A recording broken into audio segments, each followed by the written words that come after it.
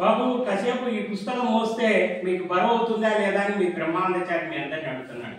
ఎందుకనంటే జీవితంలో కూడా వాయిదా పద్ధతి మనం వేసుకున్నామంటే మనకు జీవితం కూడా భారం అయిపోతుంది.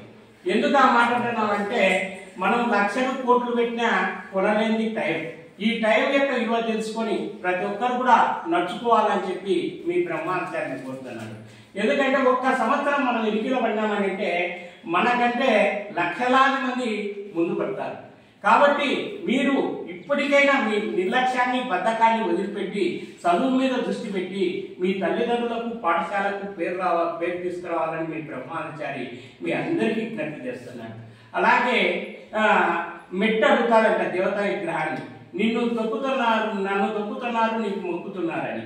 అంటే నేను ఎన్ని సుత్త దెబ్బలు ఎన్ని మొదల దెబ్బలు తగలని నన్ను ఈ రూపం ఏర్పడలేదు, కష్టపడింది ఫలితం రాలేదు అని చెప్తారంట. అలాగే ద్రోణాచార్యుడు అర్జున్ని అడుగుతాడంట, నీకు పిట్ట గణపరుస్తుందా గుడ్డు గణపరుస్తుందా అని. పిట్ట గణపరుస్తుందా పండు గణపరుస్తుంది అంటే పిట్ట గుడ్డు గణపరుస్తుంది అని. మనం చదువుకునేటప్పుడు చదువు మీద అలాగే దృష్టి పెడితే మనం జీవితంలో విజయం సాధించడానికి మంచి ఆస్కారం కలదు. కాబట్టి మీరు ప్రతి ఒక్కరు కూడా ఏం చేయాలని అంటే మనం టీవీలు క్రికెట్ సినిమాలు ఇవి నిరంతరం ఉండేటివి. మనకు ఎప్పుడు ఒకే టైంలో ఉండేది ఏంటంటే చదువు.